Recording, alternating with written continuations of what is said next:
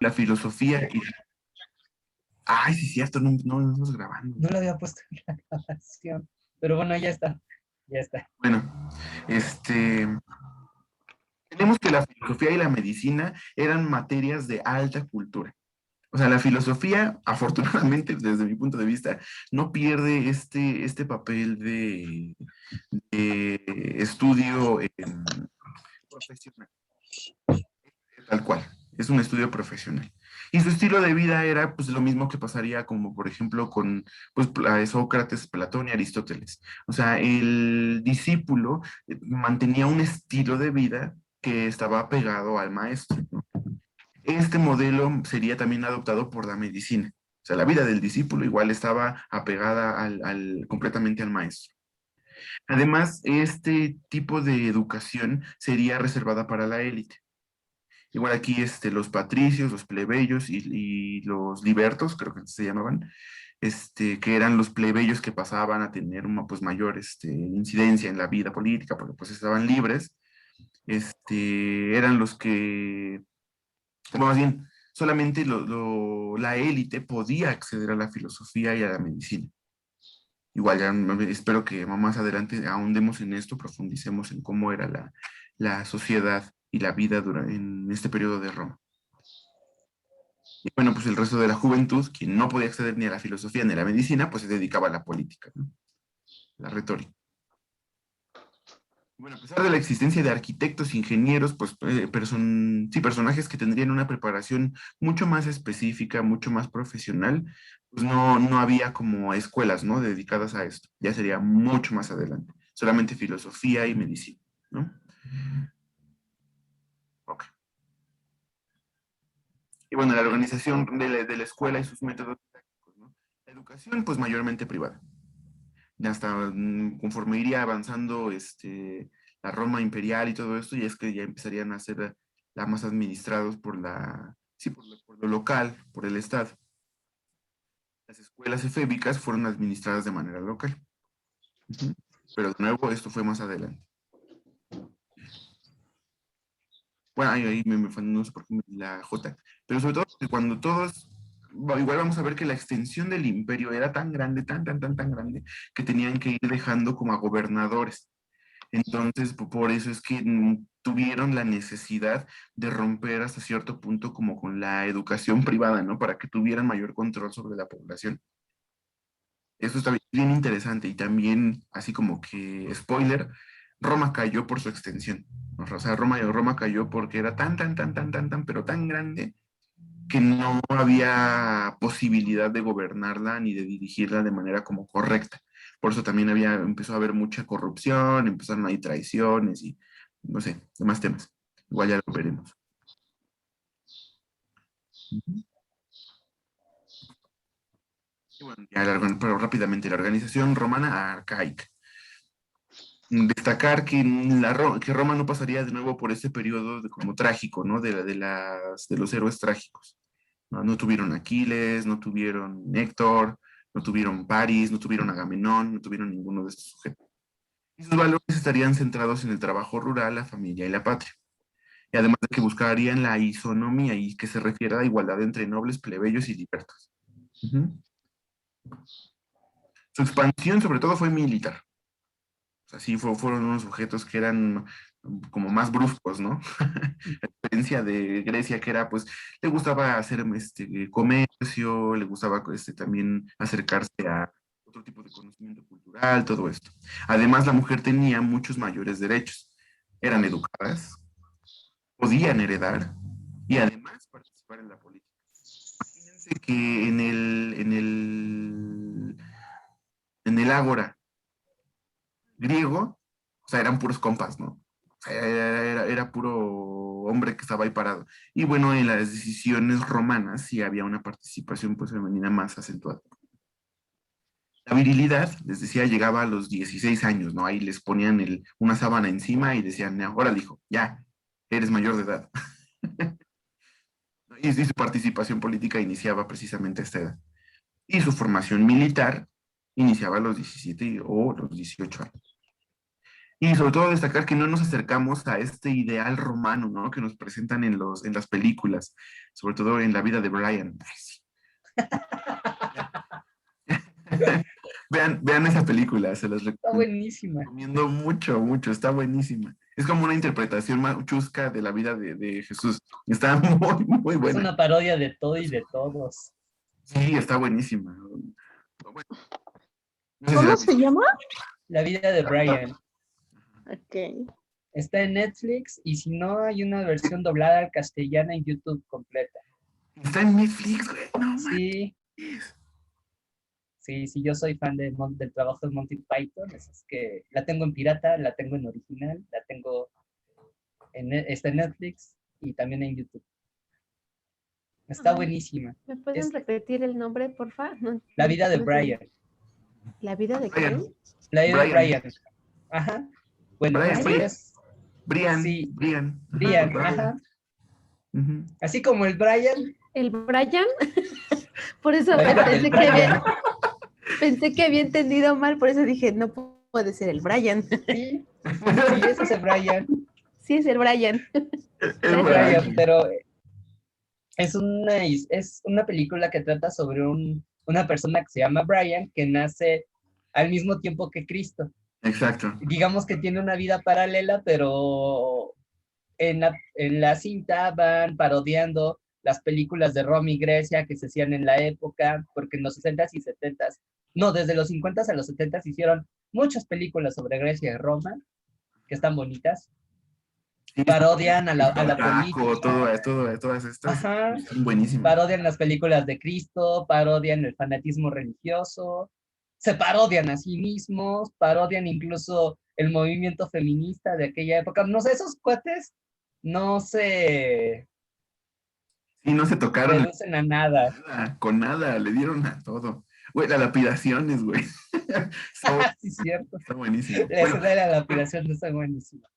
sí, pero no, o sea, destacar esto, ¿no? Ya, digo, ahorita ya dimos un poquito soltamos, pero pues no tendríamos la época de, por ejemplo, pues Marco Aurelio, ¿no?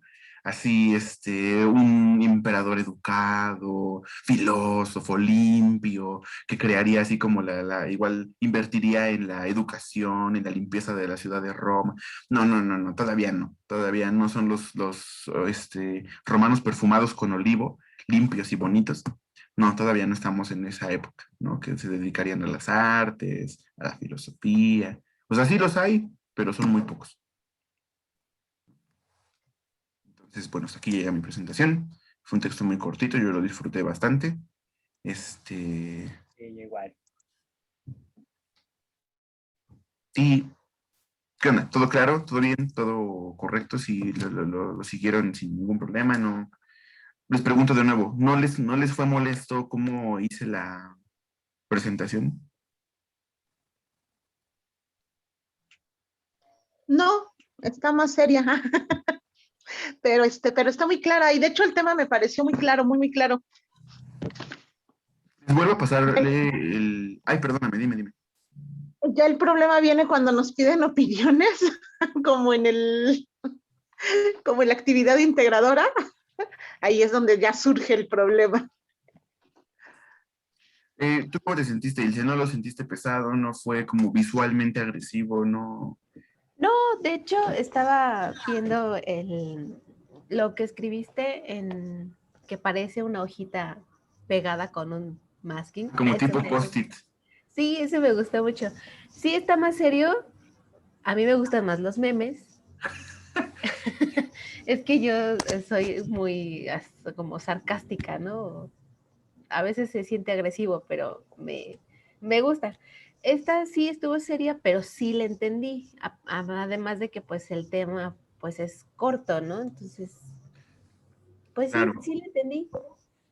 Es que quisiera manejar más o menos este modelo de presentación, porque estos como post-its, o sea, estas cosas chiquitas, me dan la oportunidad de agregar un dato extra de lo que se está viendo, ¿no? Además del meme, o sea, obviamente puedo meter los memes, o sea, pero yo a propósito omití los memes en esta sesión porque dije, no, a ver, vamos a ponernos más serios. O sea, el tema, por la brevedad, me da la oportunidad de ponerme un poquito más, conciso, un poquito más agresivo, ¿no? Con el texto. Entonces, ¿prefieren mantenerlo así o tener... Ay, salud. Perdón, perdón. Salud. Me mantenga Salud. así. Gracias, gracias. Está bien y le agregamos uno que otro meme. Exacto, exacto. O sea, para que tengamos Ajá, desliz de así de la risa, de la broma y ajá. cosas así. Sí, prefiero que se... Porque si, si no lo grabamos. Yo me acuerdo mucho del antes muerto que ignorante y me da mucha risa. Sí, sí, sí. Antes muerto que ignorante. De Sócrates, ¿no? Fue en la de Sócrates. Sí, sí, sí.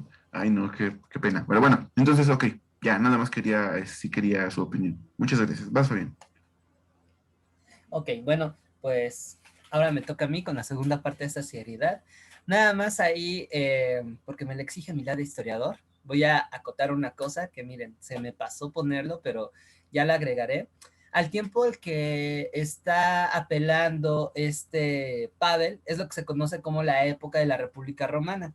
Él está abarcando básicamente dos periodos de la historia de Roma. La monarquía que va desde su fundación en el 752 hasta el 509, que recibe mucha influencia de un pueblo que habitaba el norte de Italia que se llamaba Etruria, que de hecho dominó a los romanos. Digamos que Roma es una síntesis de varias culturas, pero mayoritariamente de los etruscos del norte y de los griegos que estaban en el sur de Italia.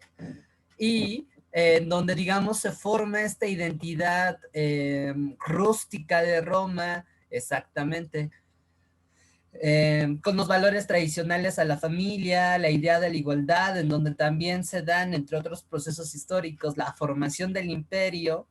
O sea, eran imperio antes de llamarse imperio. eh, la lucha por la igualdad, porque si algo distingue a los romanos es que si bien es una sociedad jerarquizada con una desigualdad que se dividía en patricios y plebeyos, y estamos hablando de Roma, no de los que se integraron después a través de sus conquistas. Posteriormente va a haber una especie de lucha por una equidad social, una isonomía, y eso distinguió muy especialmente a los romanos porque se volvieron un pueblo políticamente activo. Incluso creo que el ahí en derecho lo habrá estudiado, y si no, aquí lo vemos, porque en derecho ven Sí. mucha política. Básicamente nuestra tradición política viene de Roma, de Grecia, con ya de la democracia y la participación ciudadana, pero se amplía con la noción de ciudadanía de los romanos. De hecho, es más, hasta la palabra comicios, que es lo que vamos a hacer en un ratito, los que van a hacer muchos en un ratito, va a ser obra de los romanos. La idea de que tú como ciudadano tienes derecho a bla, bla, bla, bla, y que el Estado ya no es algo muy al aire, sino que está tremendamente definido, va a ser obra y gracia de los romanos. Los romanos La van a ser... democracia, ¿no? Que retoma con fuerza lo que Es es que el acto democrático. más o menos, más que democracia, porque no la va a ver, porque si nos vamos a ese punto, como sucede con Grecia, la idea de participación política va a estar muy restringida. Primero hacia los patricios y ya después hacia los plebeyos, pero no eran tantos. Como sucede con Grecia, la mayoría de la población era extranjera o esclava. Pero sí hace un mayor énfasis en la vida pública. Y eso es algo que nos ayuda a entender, ya metiéndonos en el rollo de la filosofía de la educación, qué tipo de hombre se quería formar en la Roma antigua. En el tema que trató Pavel, justo está en la definición de lo que era ser romano. Los romanos eran más tradicionales que los griegos. Los griegos, y sobre todo con Alejandro Magno, y es una pena que no le diéramos tanta importancia al periodo helenístico, llegaron a volverse más cosmopolitas. Y eso es algo muy interesante que se dio con Alejandro Magno y que se va a potencializar gracias a sus conquistas, que van a retomar algunas cuestiones que vienen de Oriente o incluso de la India. Es algo fascinante. Y los romanos no. Los romanos van a ser más, por así decirlo, fieles a su tradición original. Por eso en esta época que menciona Pavel, son más rústicos, más de rechazamos lo que viene de fuera, vamos a enaltecer los valores patrios. Ellos son de los primeros que hablan de eso, los valores patrios. Y si bien reciben la influencia de la cultura griega, que es lo que va a definir a los romanos, ellos tienen, digamos, en ese sentido, su propia raíz. Incluso en cuanto a los héroes, la épica de los romanos van a tener a Eneas, que por cierto va a hablar de él Virgilio, no van a ser los únicos, los mismos fundadores de Roma, Rómulo y Remo, por ahí también van a haber otras personas, como por ejemplo los Horacios, en fin, desde su literatura se van a definir como algo que van a tener una particularidad de los romanos, que sí los distingue de los griegos, aunque son muy parecidos y aunque Roma al final va a adoptar muchas cosas de los griegos y no podemos entender la cultura romana de los griegos, por lo menos en la parte que abarcó Pavel y que yo voy a retomar, porque me toca una pequeña porción del imperio, van en esa línea. Esto lo matizo porque la exposición que ahorita voy a desarrollar va, va a corresponder a este periodo de transición, en donde ya de forma más abierta Roma va a adoptar la influencia griega, que bueno, ya en el tercer periodo de la historia de Roma, que es el imperio, va a ser una fórmula bastante ocupada en la que va a retomar también influencias de otras culturas o de otros pueblos. No solamente va a ser de Grecia, Grecia va a ser como el 60% de Roma, pero ya para el imperio también va a adoptar algunas tradiciones que vienen del Oriente Medio, se va a recuperar mucho algunos puntos de la cultura egipcia, en fin, al final Roma se vuelve un tanto ecléctica, pero lo va a reformular a su propia idiosincrasia. Y eso, por ejemplo, también se ve en la religión y por ello, bueno, incluso el cristianismo, ya para ir preparando el terreno para las lecturas que siguen, va a tener un amplio éxito en Roma, justo por este eclecticismo, esta reformulación.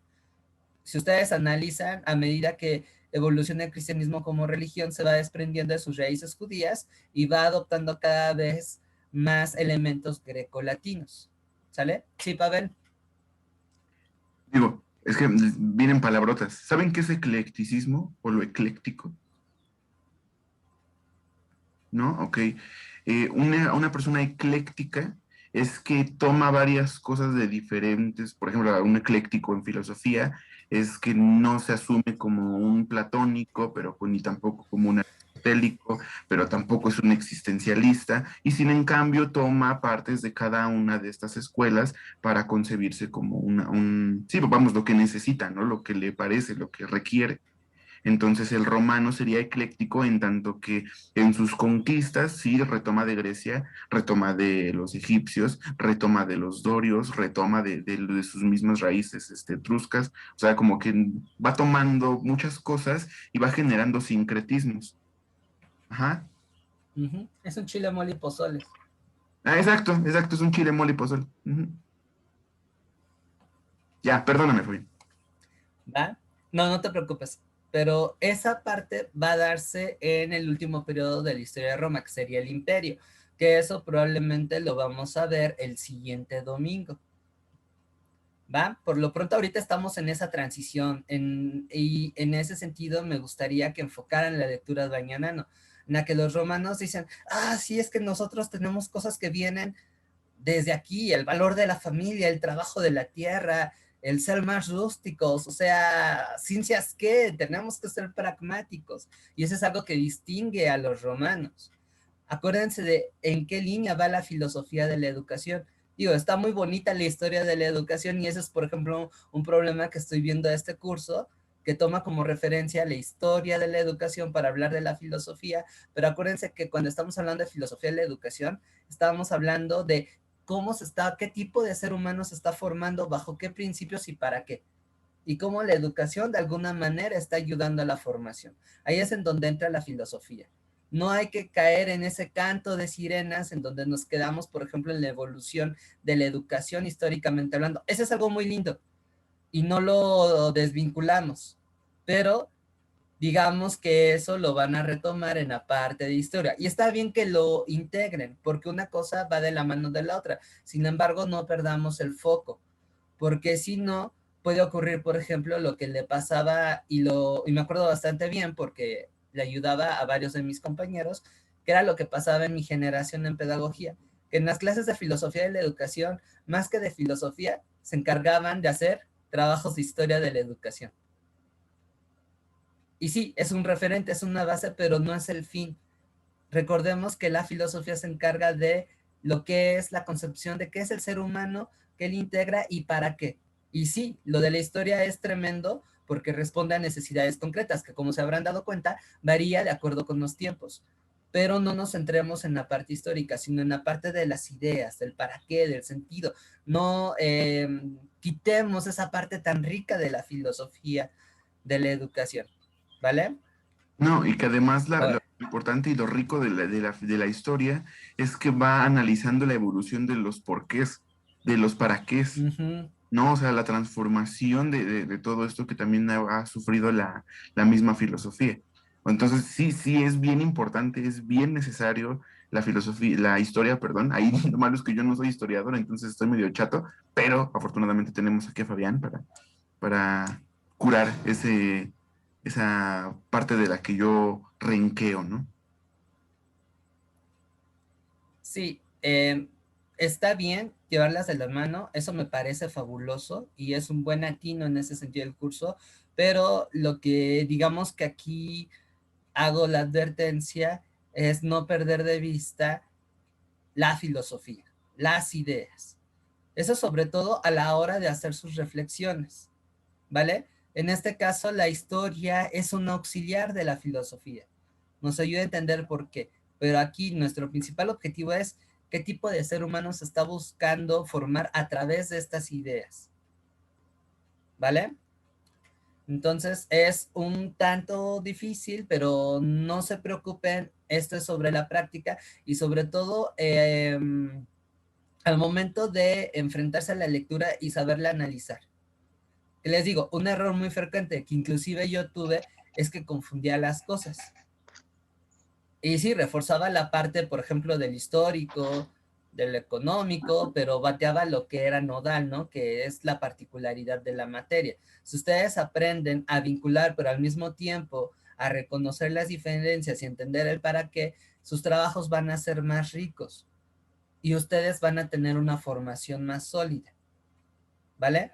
Igual esto es algo que no se había hecho antes, no se preocupen, nuestro sistema educativo tampoco nos forma para eso. Sin embargo, eso no implica que no aprendamos esas habilidades. Y estas materias para eso son.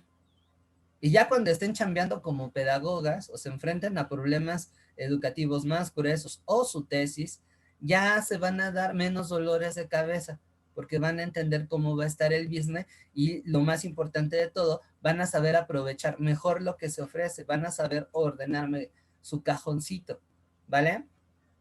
Igual aquí, por ejemplo, no sé, y ustedes no se valoran, quizá a veces nosotros rozamos en el error de que nos gusta demasiado el tema y a veces lo abandonamos, digamos, el sentido original de esto, que es la parte filosófica, y nos quedamos precisamente en parte por la influencia de las lecturas, en una onda más histórica. ¿Sale? Que les digo, no está mal, pero no es la finalidad central. Ahorita estamos coqueteando con la filosofía y la historia es un auxiliar que nos va a ayudar a entender el por qué se desarrollan esas ideas y por qué se forma el ser humano y de esa forma y cómo se conecta con nuestra actualidad educativa, ¿vale? Ahora sí que tenía ganas de hacer tenía necesidad de hacer esa advertencia para también evitar que las asesorías se vayan por caminos que no debieran, o por lo menos no caer en exceso. Hablando de romanos, que por cierto eran más sobrios, por lo menos en esta etapa histórica, no caer en esos excesos. Por ahí, Pavel, levantaste la mano. No, no, es que ¿No? Ah, ok. se me cayó mi café, entonces me puse muy bien. Ah, ok, no te preocupes. Yo tengo una duda. Chicas, ¿tienen alguna duda, comentario? ¿Sí? Sí, Adelante, Elba. bueno, ahorita que comentaban que no debemos perder de vista el tipo de hombre que se pretendía formar. En Roma, así como en Grecia, también va a haber una virtud, un arete. Sí, sí, de hecho tiene una palabra que se desprende justo de lo que es no, más bien la raíz de la palabra virtud viene de ese ideal educativo que querían formar los romanos, que era la virtus, que va a parecerse en algunos puntos con lo que planteaban los griegos. Uno de ellos, por ejemplo, es la vida pública, la participación en la política, pero que al mismo tiempo va a ser diferente. Por ejemplo, los romanos van a ser más prácticos. No se van a cargar tanto con rollos así medio esencialistas. Si algo va a distinguir a los romanos, y lo vimos con Pavel, y ahorita lo vamos a profundizar un poquito más, es que van a ser muy prácticos, van a ser muy pragmáticos. En ese sentido, van a estar más cercanos a los sofistas, por ejemplo. Y eso va en tenor del contexto histórico. Ahí sí entra el Imperio Romano, que es una sociedad políticamente, a mi gusto, ahí ya me ayudarán ustedes con sus antecedentes formativos, mucho más dinámica, mucho más compleja que los griegos. No, es decir, no le quito a los griegos sus avances, la democracia, la idea del ciudadano, la isonomía, pero Roma ahí en ese punto sí se va a volar la barda. Sí va a ser, digamos, más institucional, sí va a ponerle mayor atención al modelo del Estado, o sea, desde las mismas épocas de la República, y el imperio, aunque vamos a tener un Estado que va a estar vinculado a la figura del emperador, eso ya marca una diferencia respecto a la República, no suprime estas instituciones y por lo tanto estos canales de participación.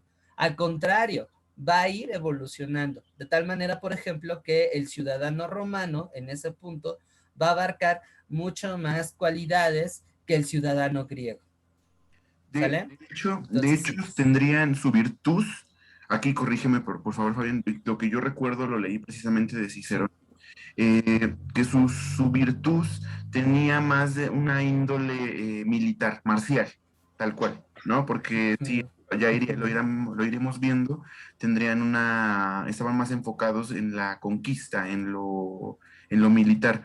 Según recuerdo, tal cual lo dividía Cicerón, era la prudencia, ¿no? La prudencia, tal cual, la justicia o justitia, algo así, la temperancia, el autocontrol, y el fortudo o fortitudo, una cosa así, que se refería al coraje, Ajá, a la sí. valentía.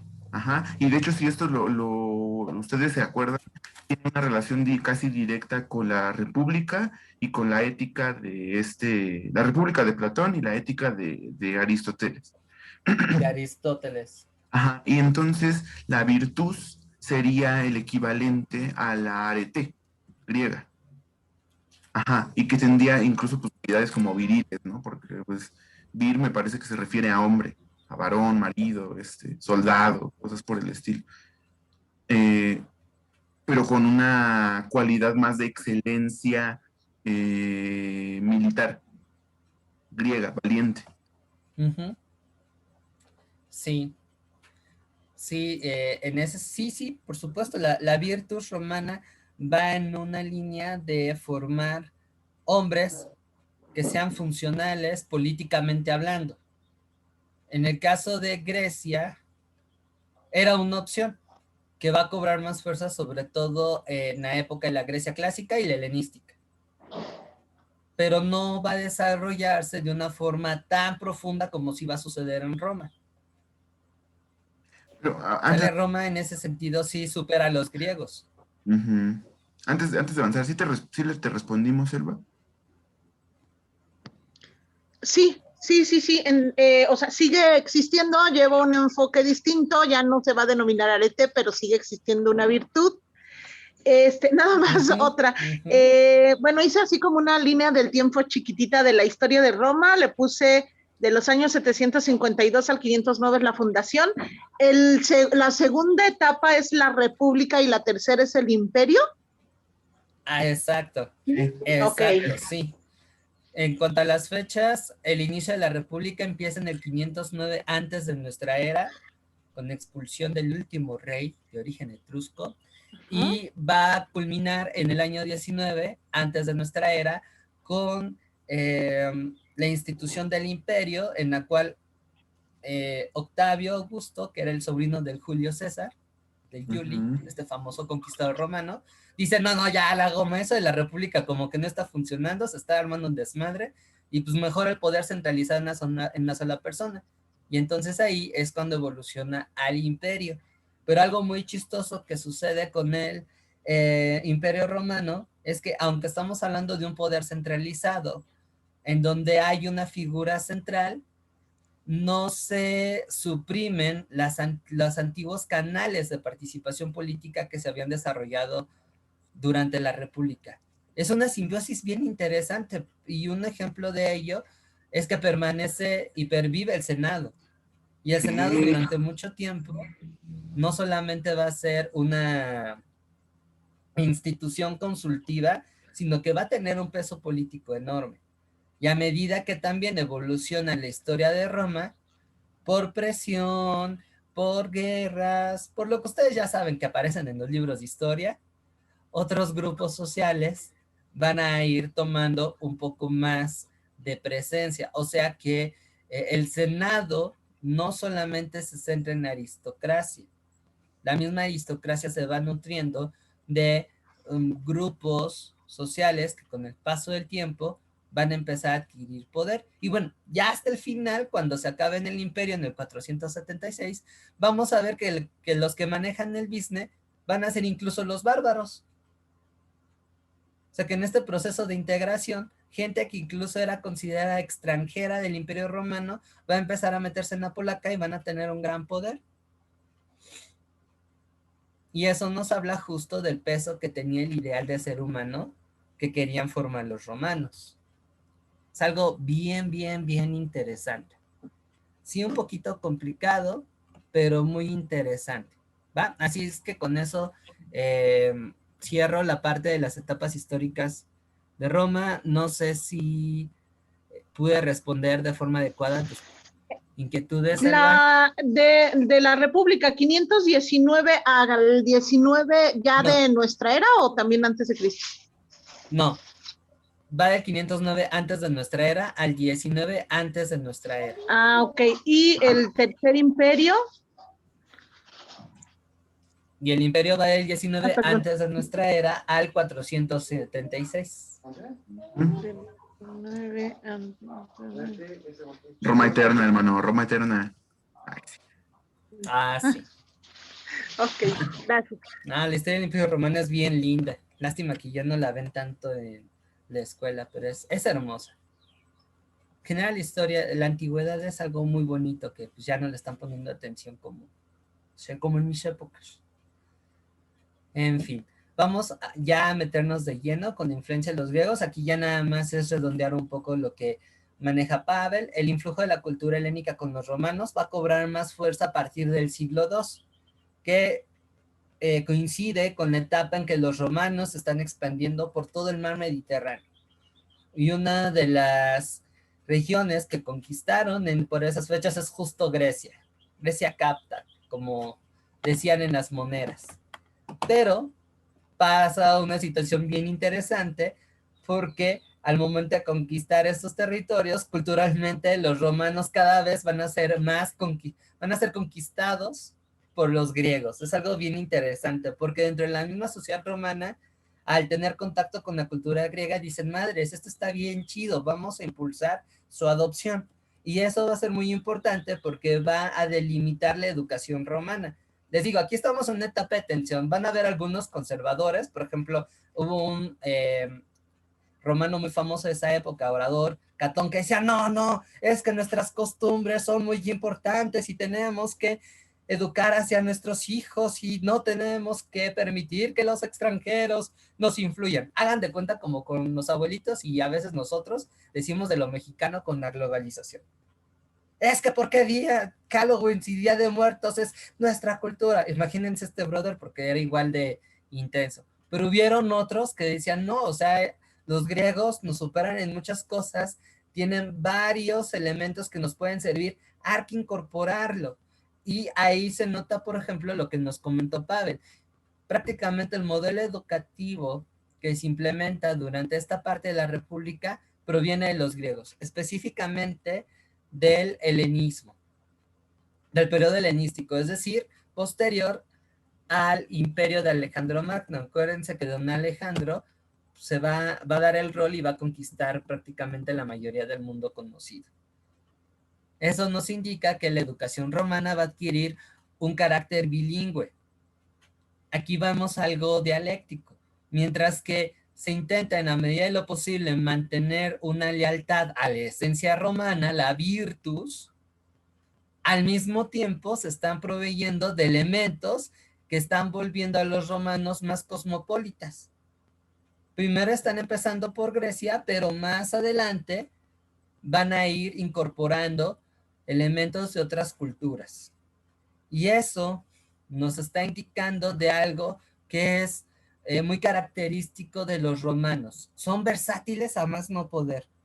Son de los pueblos más versátiles y pragmáticos que van a encontrar. Aunque en un principio son rígidos,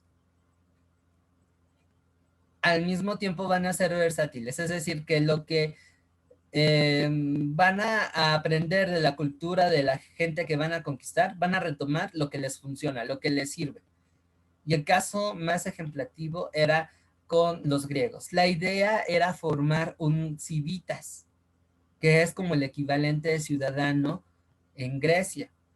Pero este civitas tiene, como ya les hemos estado platicando, una serie de cualidades específicas. Una de ellas es que pues tiene que ser una persona pragmática para el Estado, es decir, que sepa participar, que sepa hablar bonito. Y en esa línea se va a centrar mucho en la enseñanza del lenguaje. El lenguaje para los romanos es la base de todo. Por eso van a ser bilingües. Y dado a su carácter, en el, digamos, jurídico, mucho peso de la cultura romana se centra en el derecho, van a ser en ese sentido así como medio cuadrado, según tal libro. Entonces el ideal del ser humano que ellos quieren formar a través de la educación es una persona que sepa hablar, que sea elocuente, que sepa esgrimir argumentos para convencer al otro. Y eso se notaba porque entre la cotidianidad romana los juicios, por ejemplo, eran públicos. Tenemos una visión medio caricaturesca en los evangelios con el juicio de Jesús. Ese es más bien un recurso literario, jamás se dio. Pero sí, históricamente, incluso una persona que era acusada de sedición tenía ciertos derechos y el magistrado estaba obligado en ese punto a hacer respetar esos derechos. Y en unos casos este juicio involucraba a un abogado que defendiera a esas personas. Y la manera en cómo se hacía era convenciendo al juez y al jurado de que pues este vato no la supo hacer o sí la hizo. Y para hacer eso pues tenías que saber argumentar, tenías que saber hablar, tenías que saber convencer. Aquí me encantó mucho lo que comentó Pavel y vaya que se complementa bastante bien con esto, las escuelas de la retórica. O sea, ahorita si por ejemplo resucitáramos un romano y viera cómo interactuamos, cómo nuestros políticos o la gente con la que hablamos ya públicamente se expresa, dicen, no jodan, estos güeyes hablan como bárbaros. O sea, ni siquiera saben hablar, porque para ellos los idiomas extranjeros no eran un lenguaje. Y bueno, sí, también le ponían mucha atención a la escritura. Los romanos en ese sentido eran muy pulcros en su forma de escribir y ellos decían, no, un hombre que se jacte de ser hombre también tiene que saber escribir. tiene que tener elegancia, tiene que saber decir las cosas por escrito. Y vaya que tenían ese sello. Léanse a los poetas romanos, Virgilio, por ejemplo, Horacio, Ovidio. Y vaya, estos carnales parece que te están acariciando con su redacción. Son muy lindos. Incluso ya, por ejemplo, gente como Quintiliano, Plutarco, que le están dando a la educación, Marco Aurelio a la filosofía, por ejemplo, Séneca, Epicteto. Incluso desde la filosofía se maneja una pulcritud a la hora de escribir. No, en ese sentido no son tan abigarrados como los griegos. Y por ello, un eje fundamental de su educación es el estudio y crítica de los clásicos. Aquí van a darle mucho a lo que comentó Pavel, que es la filología. Cómo ellos están estructurando sus textos, sus ideas, para qué, y de qué manera yo puedo sacarles provecho y cuáles son sus límites. ¿Sale? También aquí algo muy importante es que la figura del pedagogo va a tener un mayor protagonismo que en Grecia. En Grecia el pedagogo era un esclavo que parecía nana. Nada más llevaba a los chamacos a la escuela y le ponía sus catorrazos cuando se portaban mal. Esos eran los pedagogos. Aquí ya es un liberto, aquí ya se exige que quien sea pedagogo, pues no nada más se dedique a dar chingadazos y saber dónde anda la escuela, sino que sepa de toda esta gama de conocimientos para formar a los individuos. No quiere decir que el pedagogo latino sea como hoy lo entendemos, que esté frente a grupo, que prepare cursos, no. Va a ser como una especie de auxiliar docente, pero sí va a tener una presencia más amplia que la que vemos en la Grecia antigua. Esa es una diferencia. También durante este periodo lo que va a prevalecer es la educación privada. ¿Sale? No vamos a ver una idea de educación pública como lo planteaba Aristóteles y Platón hasta el Imperio.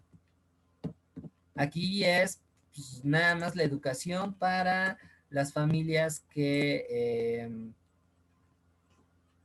tienen la capacidad económica de contratar a estos maestros y los demás pues aprenden de sus papás. ¿Sale? O sea que eso también nos lleva a ser más singulares. El día educativo, los avances educativos solamente se dan para una clase privilegiada.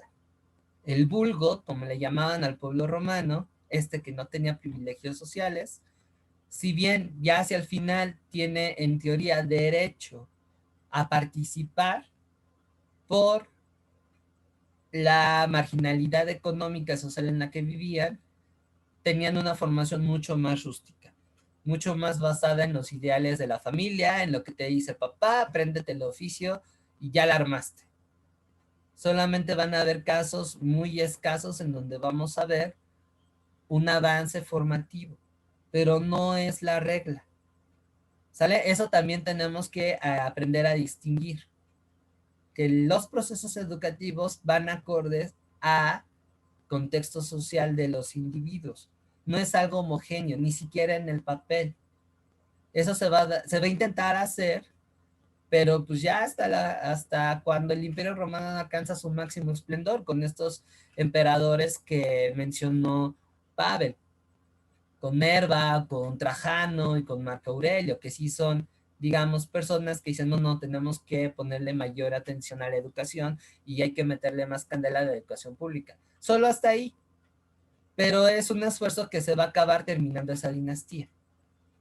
Este rollo de que la educación para todos no va a llegar sino hasta con la Ilustración y sobre todo con el siglo XIX, pero porque la concepción de hombre cambia. Aquí no, aquí sí hay que, y con eso nos salvamos de romantizar ciertas civilizaciones de acuerdo con el contexto social, ¿sale?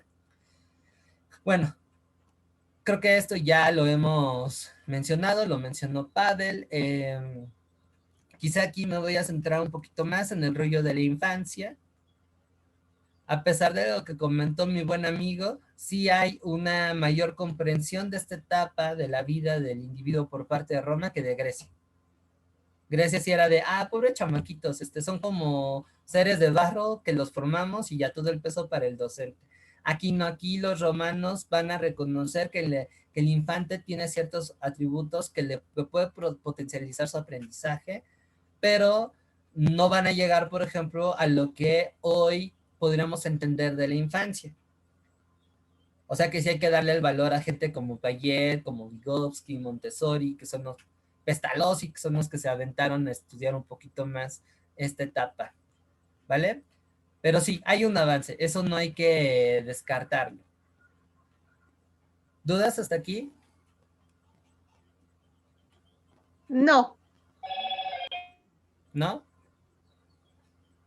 Vientos.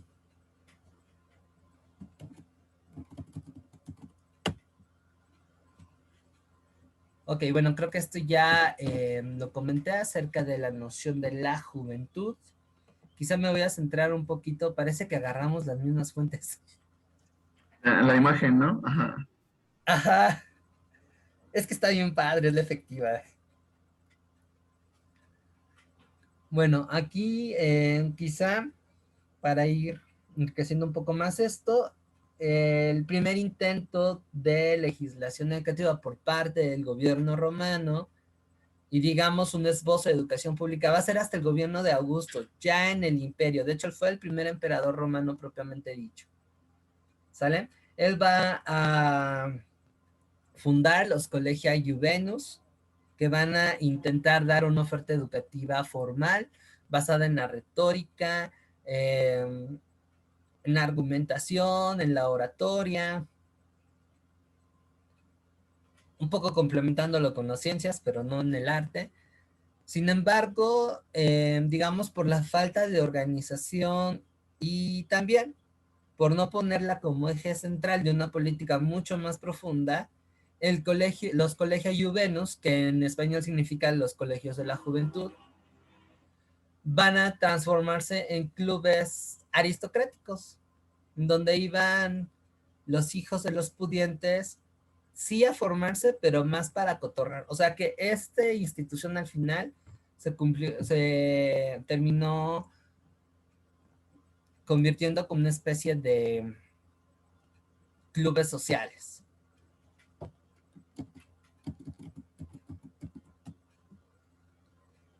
¿Vale? En donde vamos a tener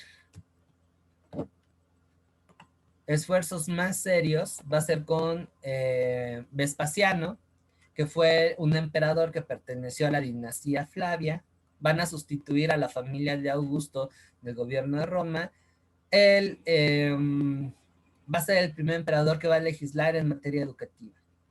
Y una de las cosas que va a implementar este buen señor es exentar de impuestos a los profesores. Fíjense qué bonito sería en la actualidad eso, ¿eh? Yo sería bastante feliz. No me subas el sueldo, pero tampoco no me hagas pagar impuestos. Eso sería algo maravilloso. También aquí vamos a tener otro avance en cuanto a materia, en cuanto a educación pública con la institución de cátedras de retórica griega y romana que eran financiadas por el Estado. O sea que aquí estamos ampliando un poquito más este modelo de pues, a quién queremos formar, cómo queremos formar. ¿Sale? Y si somos muy atrevidos, también aquí se empieza a reconocer, digo, no como lo entendemos ahora, ni como debiera, pero aquí ya tenemos un antecedente de que se comienza a percibir a la educación como una herramienta de mejoría social de los individuos. ¿Sale? Y bueno, esto va a servir de base para que más adelante, con la ilustración y con los teóricos de la educación del siglo XIX, le den a los procesos educativos un peso social enorme. Es decir, no solamente es para que el ser humano logre la plenitud y bla, bla, bla, bla en términos idílicos, sino también para que haya una mejoría social. O sea, ahí ya hay una semillita que ya plantearon los romanos y que va a tardar mucho tiempo en desarrollarse, aunque bueno, a mi gusto, pues es algo que todavía no ha florecido como se debe. ¿Sale? El primer profe que va a impartir estas clases, pues es Quintiliano. Quintiliano va a ser un teórico de la educación muy importante en Roma. De hecho, es el más famoso. ¿Qué vamos a ver de Don Quinti? Bueno, Quintiliano va a ser autor de 14 textos que se llaman Institución Oratoria. O sea, él se va a centrar en pues, cómo hay que hablar, ¿no? De qué manera vamos a expresarnos con los demás. Él va a reconocer la necesidad de educar a la educación, de apoyar a la educación pública. Va a defender esta cuestión. ¿Sale? Otra vez ahí estamos viendo un cambio en el concepto de lo que es ser hombre y qué se debe formar y para qué se debe formar. En cuanto a herramientas didácticas, pues no es muy distante de lo que se hacía en la época. Impulsaba el estudio o el aprendizaje a través de la memoria, un clásico que no ha pasado de moda, y la imitación, sobre todo en infancia, que son elementos didácticos que todavía se implementan. Ahí visualizanlo en sus chilpayates, cómo les están enseñando en el kinder, en la primaria, si por ahí ya los metieron a talleres de educación artística, o si sus niños y niñas tienen interés en aprender algún tipo de arte, bailar, cantar o algo así, pues la base es la imitación. Como nos enseñan en los videos de YouTube, imitando. ¿Sabes? Así es que eso es un clásico que no pasa de moda. Aquí también lo que cabe rescatar y toma Cicerón como un modelo ejemplativo es que el orador debe ser un crack. O sea, que tiene que tener un bagaje cultural de chile, mole y pozole. La educación intelectual pesa más que la educación física o este índole caballeresco que en algún momento se vio en la filosofía de la educación griega, ¿sale? Aquí sí podemos hablar de una diferencia. Y bueno, eso es algo que desafortunadamente pues no se ha mantenido, ¿vale? Hasta aquí vamos bien con Quintiliano. A ver, una pregunta, nada más, es que yo había apuntado que no bueno, que no se reconocía o no se aceptaba, pues, el dedicarse a las artes porque no lo veían como algo serio, pero aquí cuando refieren de esa formación ay, es que no, ¿cómo lo pusieron? En el arte o pues sí, en cuestiones artísticas, es únicamente formativas, pero no para dedicarse a eso. Sí, bueno, yo ponía el arte como ejemplo, cómo se ocupaba y cómo se ocupa en la actualidad, pero la imitación se aplicaba en todo, sobre todo en la infancia. Y en cuanto al papel del arte, es digamos, una serie de saberes, sí, complementarios. Precisamente porque no eran serios, que desafortunadamente, pues bueno, esa es una concepción que todavía se llega a mantener. Y por ello, la parte del arte como tal, entiéndase pintura, por ejemplo, pues básicamente eran oficios, sobre todo esclavos. No tenemos esa apreciación del arte como en la modernidad pudieras entender, o sea, como algo serio, que implica un proceso formativo pues más amplio y aparentemente una mayor valoración. Nada más como, ok, necesitas carácter, pues aprende tantita música. La música te da ciertas habilidades, pero no te claves. Hay cosas más importantes que aprender como hablar bonito, saber escribir bien. No sé si me di a entender. Sí. ¿Vale? Bueno, vamos a ver al otro crack de la educación romana, que va a ser Plutarco. Aquí estos canales ya están viviendo en el siglo I de nuestra era, no, siglo II de nuestra era. O sea, ya en la época del imperio, cuando al imperio romano pues le va bastante bien, está regido por esta dinastía que les comentaba, que se llamaban los Antoninos, que eran emperadores que fueron muy buenos gobernantes que además de la expansión militar se encargaron de hacer más eficiente la administración y digamos que tenían una mejor política de distribución de la riqueza. Es de hecho la época en la que Roma brilla más. Les estoy hablando de Nerva, de Trajano, Adriano, Marco Aurelio. Bueno, el último no. El último la popoció, echó a perder todo, Cómodo, que a lo mejor lo conocen por la película de Gladiador.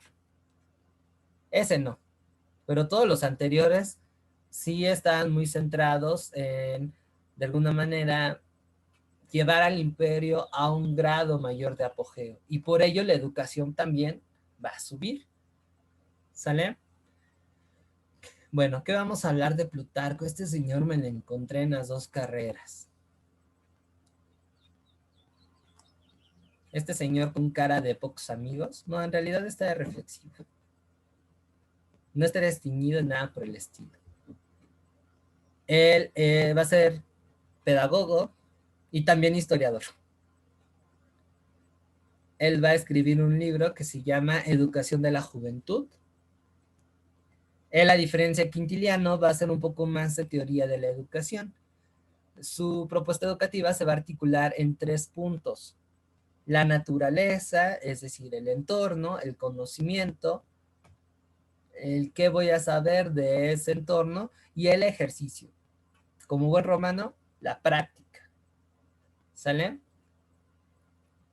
También, siguiendo la línea de su gente, él va a plantear un ideal educativo ecléctico, es decir, de chile, mole y pozole. Va a agarrar un tantito de los griegos, va a agarrar un tantito de los egipcios, va a agarrar un tantito de Oriente, lo va a poner en su licuadora intelectual y ¡pum! Ahí ya salió su ideal educativo. ¿Sale? Algo que va a distinguir a Plutarco de Quintiliano y de otros intelectuales romanos que se centran en la educación o que hablaron de la educación, por ejemplo Cicerón, es que este señor le va a dar un mayor peso a la filosofía, que como ya lo había comentado Pavel, para los romanos no era tan importante como sí para los griegos. También eso es una otra forma de distinguir a ambos pueblos. Y no es ya gratis. Estamos viviendo en una época en donde también los emperadores romanos que regían el imperio, pues son unos curiosos intelectualmente. Incluso los que tienen un origen militar, como por ejemplo Trajano o sucesor Marco Aurelio. Bueno, no, Adriano era un poquito más administrador. Pero incluso ellos, que no son tan cercanos a la filosofía, comienzan a ponerle más atención a esta rama del saber. Y bueno, ya con Marco Aurelio, ni que no diga, se vuela a la barra de este canijo, ¿sale? Por consiguiente, pues, eso nos ayuda a entender que para Plutarco la filosofía va algo más. Una distinción también de este señor es que va a centrarse también en el ejemplo como herramienta didáctica. Y en ese sentido, es como va a ocupar a la historia, que eso es algo que incluso todavía llega a utilizarse. La historia como una maestra de vida. Y para ello, este señor también escribió una antología biográfica de figuras célebres que se llamó Vidas Paralelas. La intención de hablar de Alejandro Magno, de Julio César y de otros tantos fulanos que aparecen en esa obra, no es realmente para hacer un riguroso estudio histórico como hoy lo entenderíamos. O sea, sí, va a ser su investigación, por eso los historiadores leemos las vidas paralelas, pero le va a dar más el carácter de, mira, güey, Alejandro Magno hizo esto y eso es algo que tú puedes realizar. ¿Sale? Modelos de conducta, que eso también de alguna manera va a continuar durante la Edad Media. Él va a andar de chismes en la vida de otros para generar modelos de conducta, para generar ejemplos. Que eso también van a retomar los cristianos. Incluso me atrevo a decir que las confesiones de San Agustín yo era un desmadroso, participaba en 3 orgías a la semana y estaba dubitativo en el saber y de pronto, ¡pum! Jesucristo me llamó y ya me volví un servidor de Dios, tiene eco de Plutarco, tiene un eco de lo que hizo Plutarco. Es decir, el mismo San Agustín, a través de sus confesiones, se va a poner como un ejemplo. Yo era un desgraciado, ahora pues ya. Logré llegar al 5.º paso, encontré a Dios y soy un fiel servidor de Dios. Y la fe es lo más fregón. ¿Sale? Y durante la Edad Media también así se va a aplicar.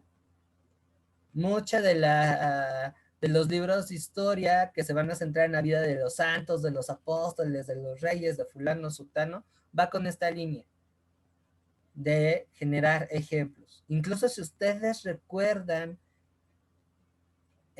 cómo nos enseñaban historia en nuestra primera etapa de la educación, le hace primero, segundo, tercero, me atrevo a decir hasta 5.º año de primaria, y no sé a ustedes cómo les fue, pero a mí mi profe hasta me llegó a poner documentales de la vida de Hidalgo, de estos que eran narrados por una voz así muy grandilocuente, pero muy lenta que te llegaba a dormir. No sé si se acuerdan de esos documentales, no sé si los sacó la UNAM o la CEPI. En 1806, Benito Juárez nació en Oaxaca y era un pastorcillo y con un toque medio dramático. Y si ustedes se acuerdan de sus lecturas en esos libros de primaria, también tenían esa línea. Benito Juárez fue un pastorcito de Oaxaca que era muy inteligente y un día se le perdió la ovejita y ahí encontró un curita que descubrió que era muy inteligente y sobresaliente y decidió casi adoptarlo y le dio educación y de pronto Benito Juárez con su esfuerzo se volvió un abogado y pum, casi como si fuera un héroe de acción llegó a presidente.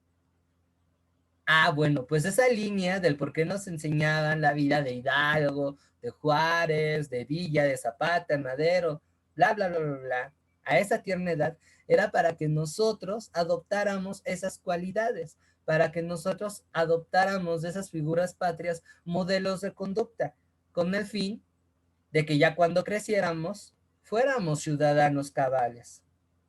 Es decir, votáramos cada 6 años, dijéramos que el gobierno hace bien las cosas, paguemos nuestros impuestos, no nos pasemos el alto, y si en algún momento la patria necesitaba de nosotros, ir bien orgullosos a hacer eso. Vean hasta dónde llegó el legado educativo de este señor con cara de cascarrabias. Bueno, no todo lo que le entramos a la educación y la historia quedamos así. Bueno, a lo mejor yo tal vez sí en unos años, porque el oficio es medio difícil. Pero esa era la idea. Al final, la historia, y esto es algo que me gustó mucho, sirve para generar un ideal de ser humano. Y eso es algo que se mantiene hasta la fecha. Revisen los libros que ven en escuela a sus hijos y sigue teniendo esa tradición. Aunque también hayan ido avances en enseñanza de la historia y shalala, sigue habiendo eso. Analicen una película histórica, la que quieran, sea de Hollywood, sea hecha en México, y siga con esa línea. Mira, este güey es un ejemplo para nosotros porque se murió aventándose desde el castillo de Chapultepec. Así es que bueno, al final eso es lo que nos deja también Roma. ¿Dudas hasta aquí? ¿Preguntas? No, pero voy a hacer un comentario al respecto. Daba clase hace un tiempo en una preparatoria y en una clase de historia yo les refiero, estábamos viendo el inicio de la independencia y yo les digo, es que a final de cuentas no fue ni siquiera un movimiento pensado por los indígenas reprimidos, fuimos utilizados por los criollos. Yo empecé y el que era en ese entonces ni me acuerdo qué cargo tenía, pero el que coordinaba ya a los profesores, pues me dijo, es que tú no les puedes decir eso. Entonces yo le decía, pero es que es la verdad, fuimos utilizados. Y teníamos ahí el pleito, y él me decía, la historia, y él me decía, tú con la formación jurídica que tienes de actuar bajo ya dogmas establecidos, o sea, tú no puedes pretender venir a cambiar las cosas. Le decía, bueno, mínimo les quiero generar la duda para que ya ellos determinen si en serio sí nos utilizaron o no. Regresa. Pero me llamaba mucho la atención es que no puedes venir a decirme que no se los diga de esa manera. Bueno, es que sí hay que ser cuidadosos. Si ese es un tiro, por ejemplo, que tengo con otros profes de historia, e incluso con mi papá, y es esa interpretación, me parece, y sobre todo en educación básica, ahí sí coincido un poquito con tu coordinador, que no hay que enseñar historia ni de una manera maniquea, es decir, de buenos y malos, como si fuera una trama de Hollywood, que de ahí se desprende esta cuestión de, es que nos conquistaron o nos utilizaron como carne en cañón para pelear la Revolución Mexicana. Ahí hay que, como docente, pues uno tiene que ser más exigente en el sentido que cada grupo social iba con un fin específico. Bueno, eso yo lo aprendí hasta que entré a la carrera, ¿no? Y lo reforcé con pedagogía. Y la otra, en donde también no debemos de caer en ese abuso, es en esta cuestión del ejemplo.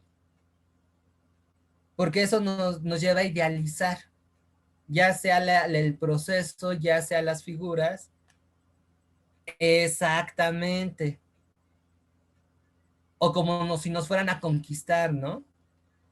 Y aunque no lo parezca, y uno dirán, ay, es algo bien inocente, ¿qué tiene de malo? ¿Por qué rechistas tanto de eso?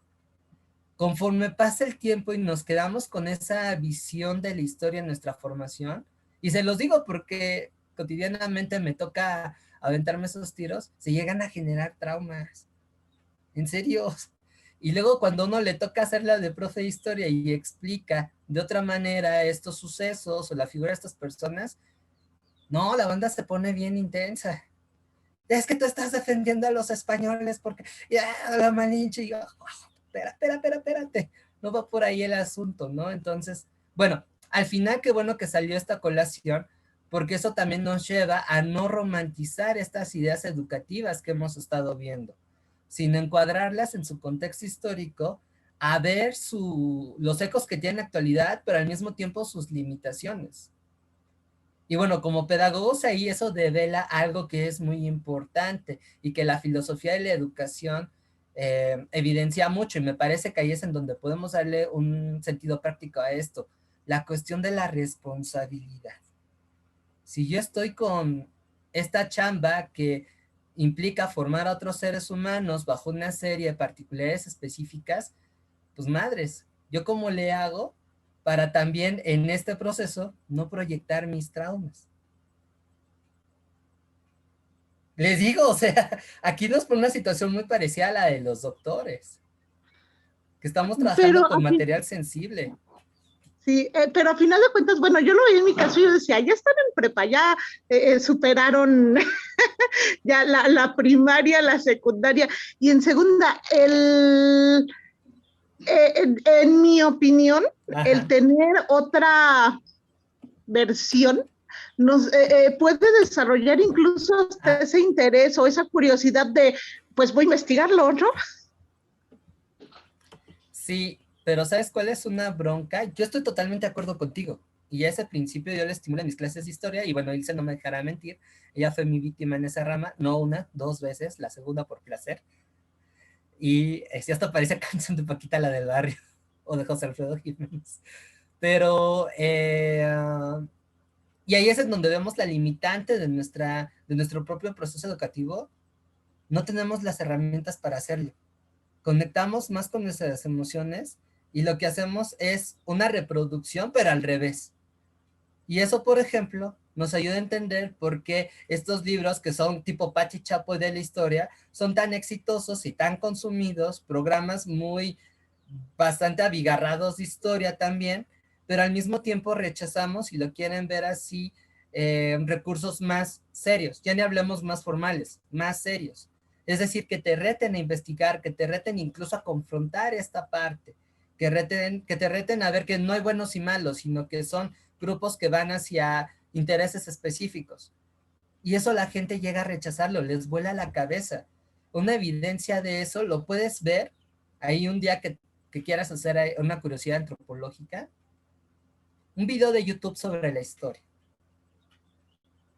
Y ve los comentarios.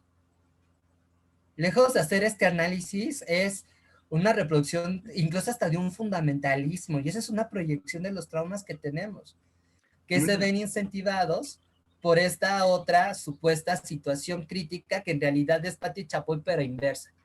Sí. Hay una serie de videos del Colegio de México. No sé si han leído Sí. la breve historia de México del colegio.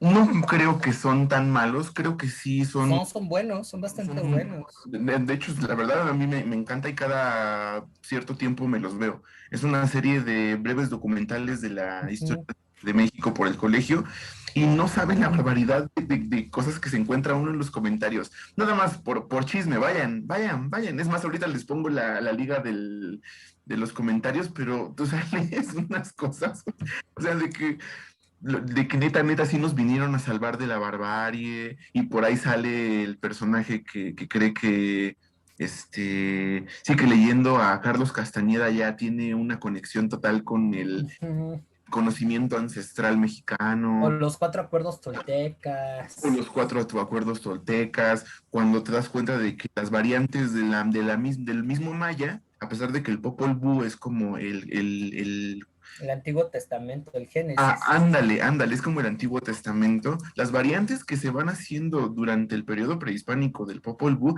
son bien interesantes, o sea, no es una No es sola. un discurso homogéneo. Ándale, gracias, no es un discurso homogéneo. Sí, sí, es bien interesante, es bien triste también ver que la neta los comentarios, es más, voy a buscarla de una vez, porque sí está. Ahora, también por ahí hay unos pseudocanales de divulgación histórica que lo que hacen es explotar estas carencias y traumas que desde la historia, digamos, relucen para ganar seguidores. Ahí vean el Nopal Times, el Yolo Camotes, y les digo, es como el Ventaneando. Las 10 tribus que nunca fueron vencidas por los españoles, o lo que no sabías de la conquista de México y que no te enseñaron tus profesores. Y no, o sea, vean los comentarios y tú te quedas de, es como si lo tomaran como si fueran escuelas como si fueran clases de catecismo.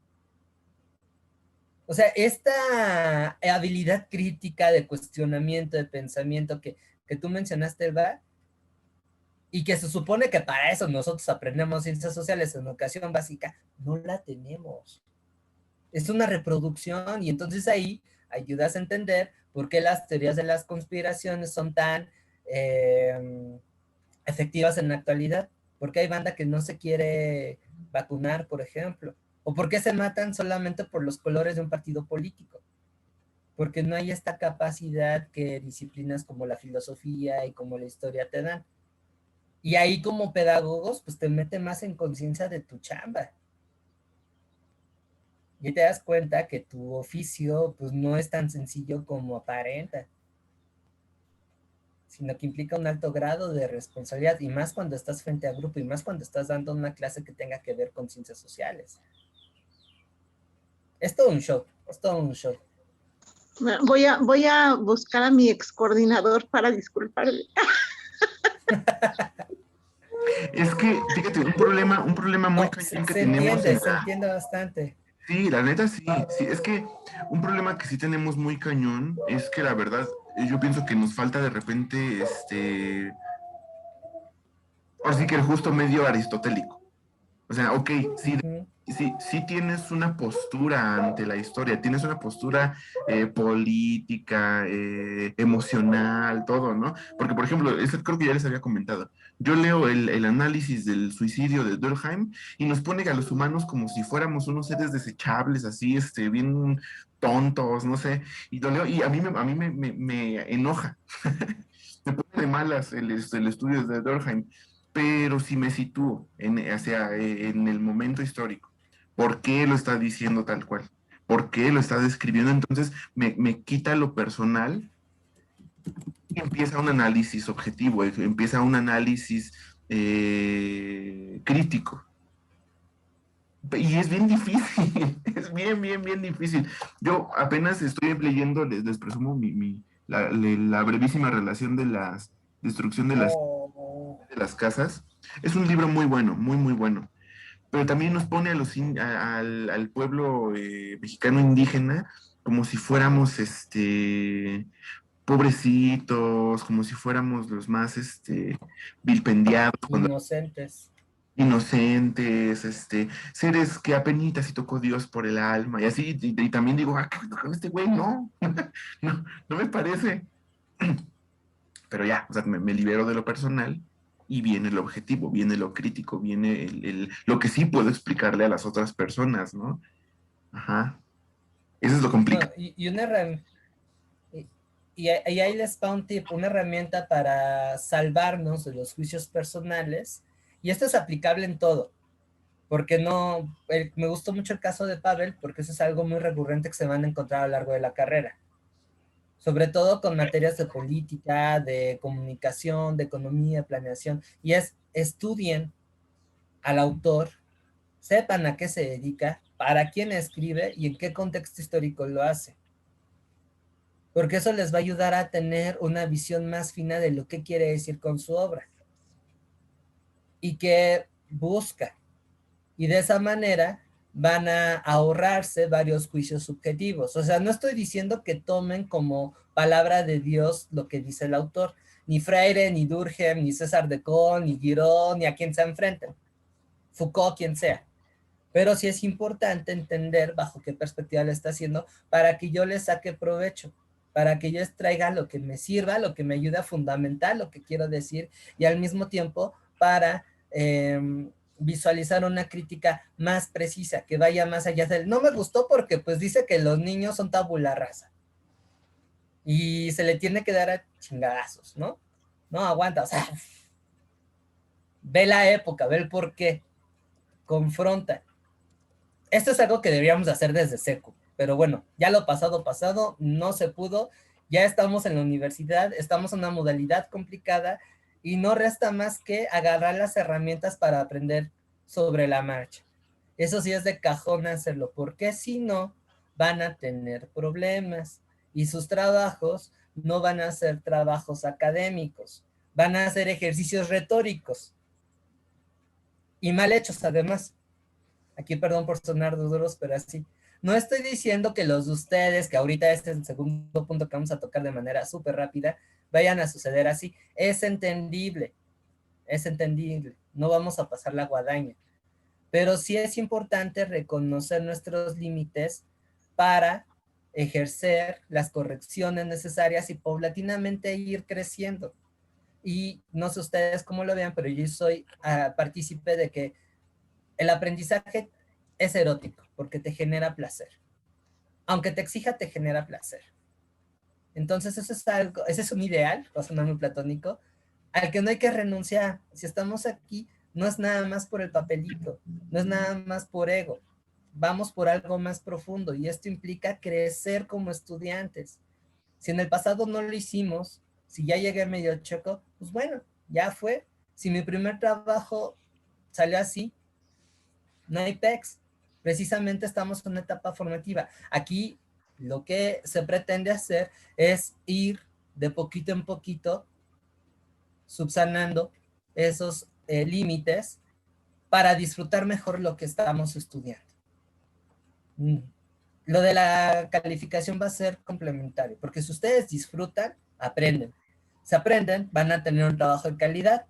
Y si tienen un trabajo de calidad, a no ser que les caiga mal la profesora o la misma profesora proyecte sus traumas a la hora de calificar, pues van a tener un buen número. O sea, todo va de la mano. ¿Sale? Así es que vamos a empezar rapidón para no robarles el tiempo. Bueno, se me fue Pavel, entonces creo que yo abro. No. ¿Con quién empieza? Ah, ok. Es que estoy limpiando. ¿Quieres empezar tú primero? Se me cayó mi café. Ok. ¿Quieres empezar primero o yo? Más bien que nos digan, que nos comenten. Ok. ¿Cómo se siente? No, cómo reabordaron sus trabajos, ¿no? O sea, ya. Exacto. Bueno, sí tienes razón.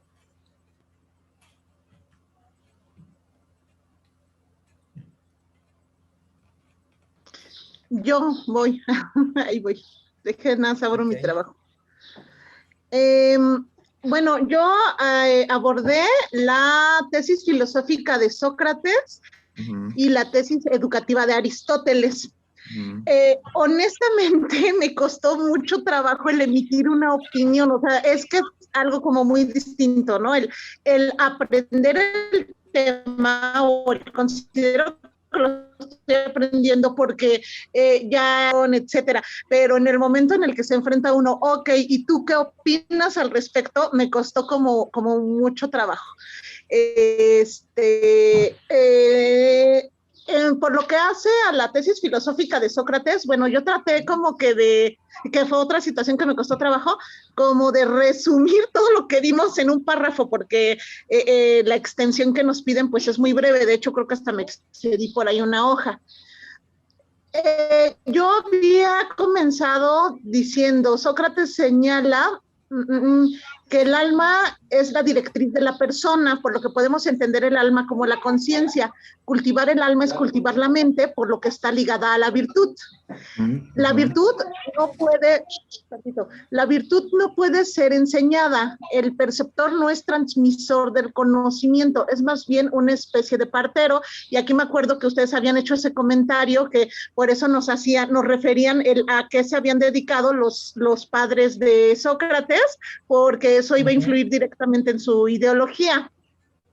Y yo le puse, en este aspecto podemos distinguir la influencia de su madre, quien fue partera. Pues según Sócrates, el ser humano posee dentro de sí el conocimiento y por ello se debe ayudar al individuo a sacar de dentro de sí el saber que ya tiene. Yo lo había puesto ahí, a lo anterior Sócrates le llamó mayéutica, pero me comentaba el profesor Pavel que no enfocara únicamente la mayéutica, sino que le incluyera la ironía, que había sido como que, bueno, los dos elementos y por lo que Sócrates era reconocido y odiado, ¿no? Porque fingía que no sabía y al final de cuentas pues, sabía un montón. Entonces yo esa parte, yo lo cambié como... según Sócrates, el ser humano posee dentro de sí el conocimiento y por ello se debe ayudar al individuo a sacar de dentro de sí el saber que ya tiene. De aquí surge la mayéutica, que parte de la realización de preguntas por la cual se elabora un encadenamiento de razonamientos inductivos, es decir, parte de un razonamiento singular para crear verdades universales. La mayéutica junto con la ironía constituyeron los elementos utilizados por Sócrates en su filosofía, en la que a pesar de las particularidades hay verdades esenciales y hay un orden. Fue como yo incluí la ironía. ¿Ya quedaría así correcto? Más bien, o sea, recordemos que, o sea, lo que yo trato de como ejemplificarles es ponerlo en un terreno mucho más filosófico y es lo que les decíamos, ¿no? En algún momento. La verdad es que los filósofos tienen el ego bien alto, bien alto, y si tú les manejas ahí palabras como dogma, episteme y todo esto, sí te ganas como ciertos puntitos. Ahora, me parece bien, pero a lo mejor ahí lo que yo quisiera analizar es que la ironía es parte de la mayéutica, no la mayéutica y la ironía. Ah, ok.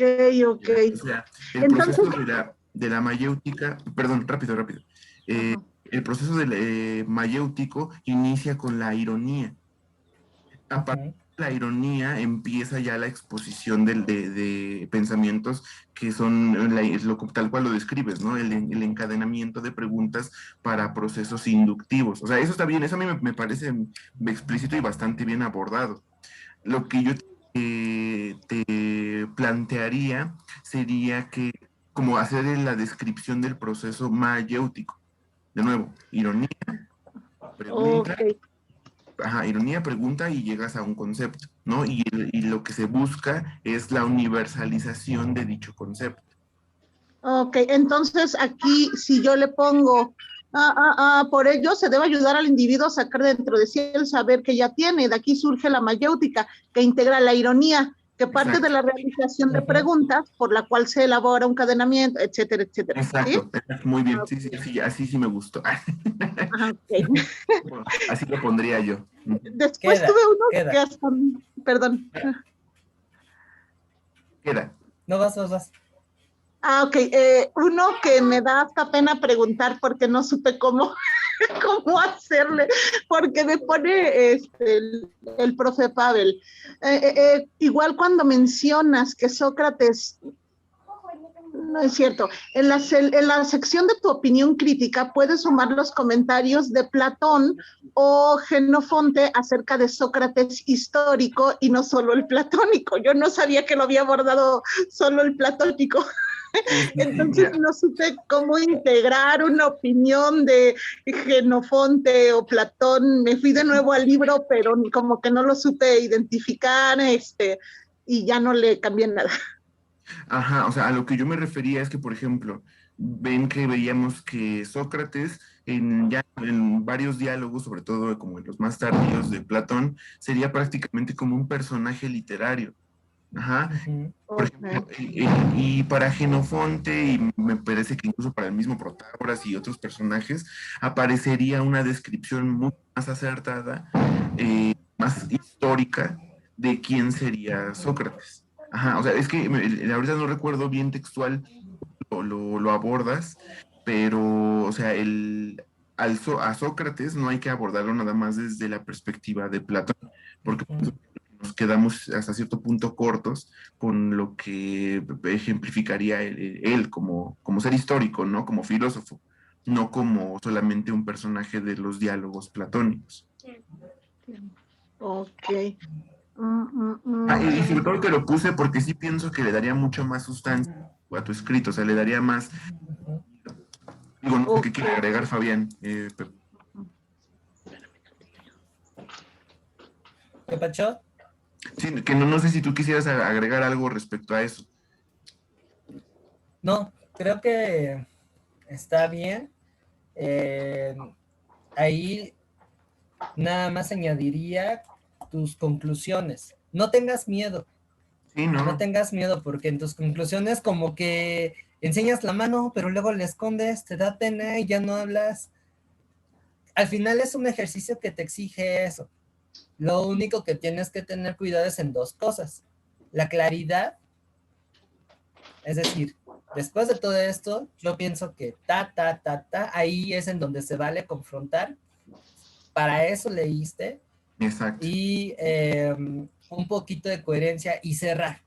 Porque me parece que tu conclusión al final está un poquito abierta. Y yo me quedé picado de, y bueno, ¿a dónde llegaste? Me dices puntos interesantes, pero más, reitero, es comprensible solamente que para la siguiente o ahorita en la versión final, por eso es importante releerse, trates de amarrar mejor tu conclusión. Porque tu análisis está bien. Sí, sí, sí. La verdad es que sí. Quisiera yo darles un breve mensaje para ambas. O sea, imagínense que cuando ustedes están haciendo un análisis crítico, piénsenlo así. Esto yo ya no sé cómo me lo vaya a tomar Fabián, yo espero que lo tome bien, porque así yo hacía mis trabajos. Es casi un análisis descriptivo. Lo que ustedes o lo que el docente quiere de ustedes es que demuestren que conocen los conceptos, que demuestren por medio de las lecturas, más o menos o lo más acertadamente posible, cómo era el proceso de la filosofía de Sócrates, cómo se desenvolvía Platón, cómo se desenvolvía el mismo Aristóteles. Ajá, para que no caigan precisamente en anacronías, no caigan en confusión de los conceptos, sino que reconozcan las características de cada uno. Es más o menos descriptivo. Ajá, pero esto no quiere decir que reduzcan todo a hacer un resumen de las ideas principales de la lectura. No, claro que no.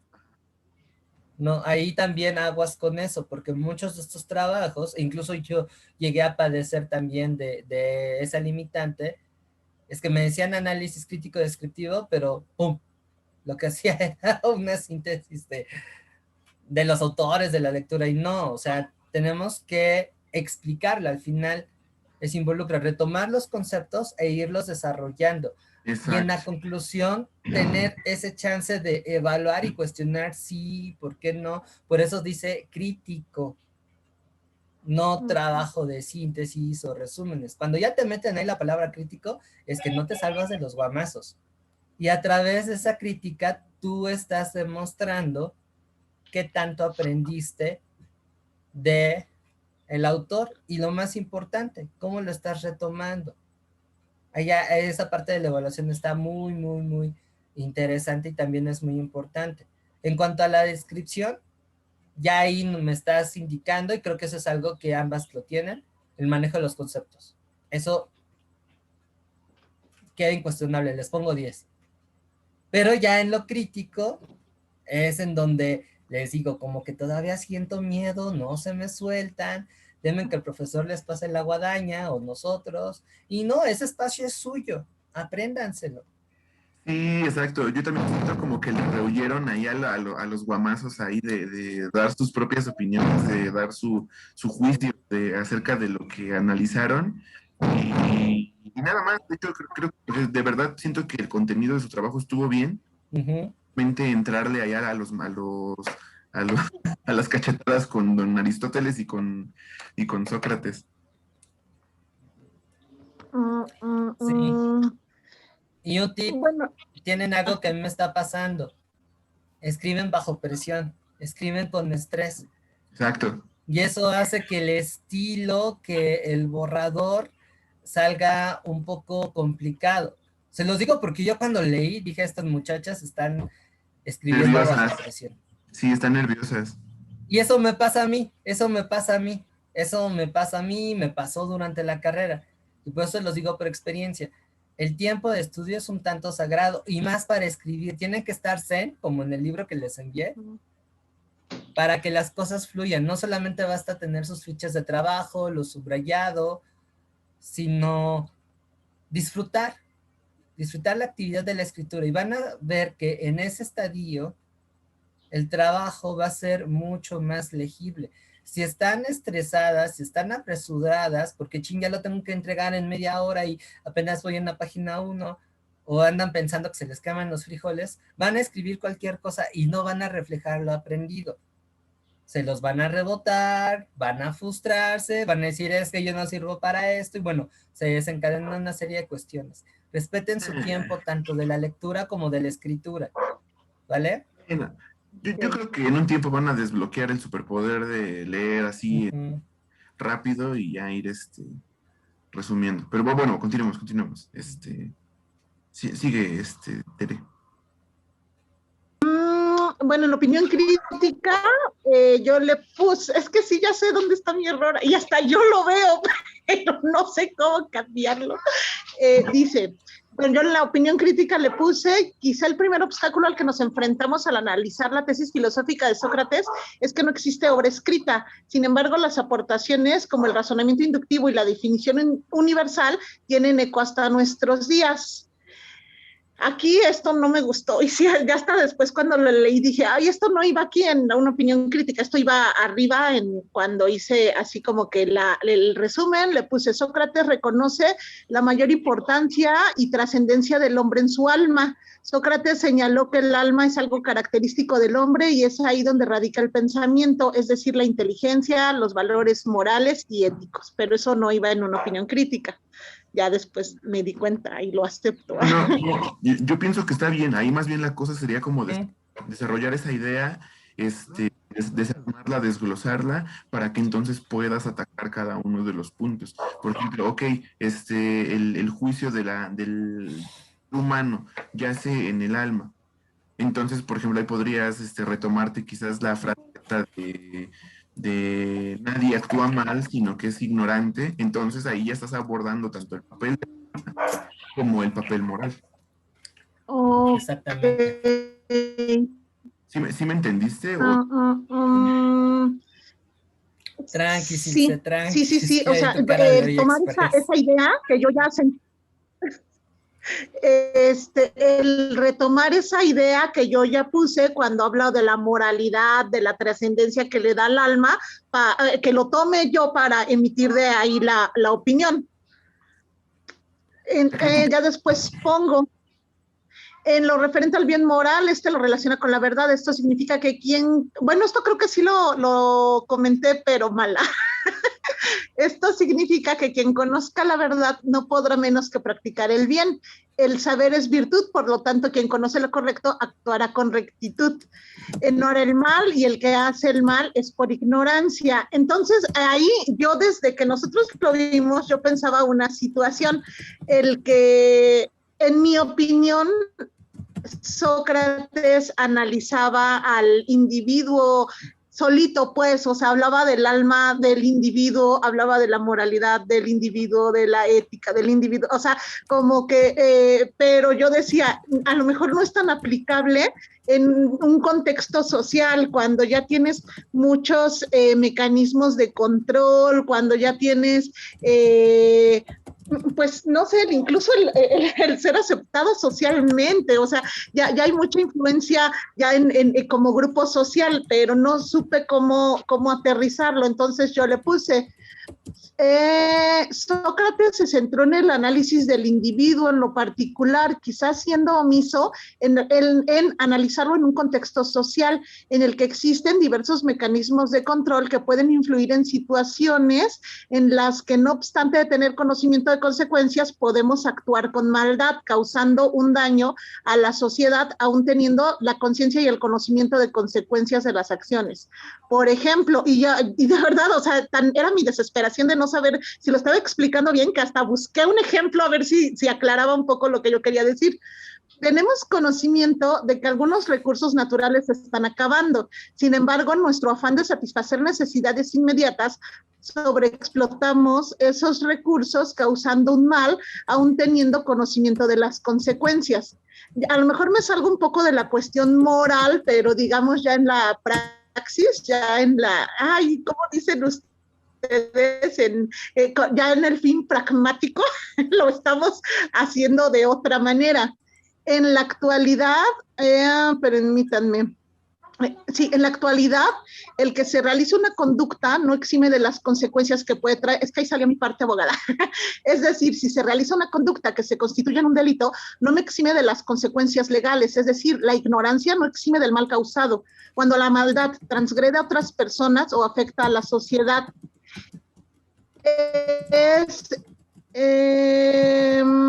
es cuando la ley, ahí había tenido un error de dedo, es cuando la ley se encarga de sancionar a los culpables de dicho daño.